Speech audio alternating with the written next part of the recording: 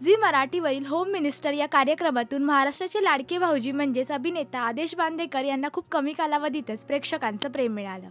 आदेश यांनी याआधीही बरीच कामं केली होती, पण या कार्यक्रमातून त्यांना खऱ्या अर्थाने ओळख मिळाली आणि त्यांच्या या कार्यक्रमाचं सगळीकडूनच खूप कौतुक झालं। त्यांच्या पर्सनल आयुष्याबद्दल बोलायचं तर त्यांनी अभिनेत्री सुचित्रा बांदेकरशी लग्न केलंय। सुचित्रा यांनी सुद्धा आजवर अनेक मालिका आणि चित्रपटात काम केलंय। मराठी सोबतच त्यांनी हिंदी चित्रपटात सुद्धा काम केलंय।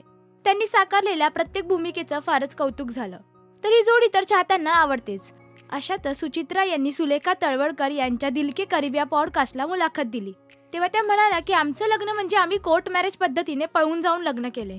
90 साली आमचं लग्न झालं, म्हणजे जवळजवळ आमच्या लग्नाला आता 33 वर्ष पूर्ण झाली आहेत। लग्नाच्या किस्साबद्दल सांगायचं तर मी आणि आदेश तेव्हा अवंतिका या मालिकेचं शूट करत होतो। त्या मालिकेतील एक सीन असा होता की त्यात माझं आणि आदेशचं लग्न होत असतं, पण त्या मालिकेतील कथानकानुसार मला त्या मुलाशी माझं लग्न होत असतं ते आवडत नसतं।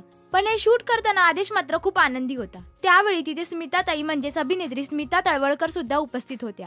त्यांनी आदेशला विचारलं की अरे तू इतका आनंदी का आहेस, तुला तर हे आवडलं नाही पाहिजे ना की एखादी मुलगी आपल्याशी मनाविरुद्ध लग्न करते ते। तेव्हा आम्ही ताईंना सांगितलं की आमचं अगोदरच लग्न झालं आहे, कोर्ट मॅरेज केलंय आम्ही, आणि नंतर आदेशच्या घरी साध्या पद्धतीने लग्न केलं।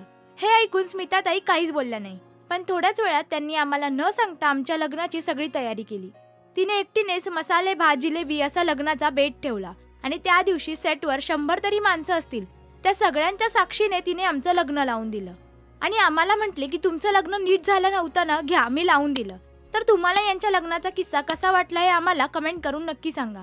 मराठी सिने विश्वातील बातम्या, अपडेट्स आणि गॉसिपसाठी तुम्ही सबस्क्राईब करा राजश्री मराठी।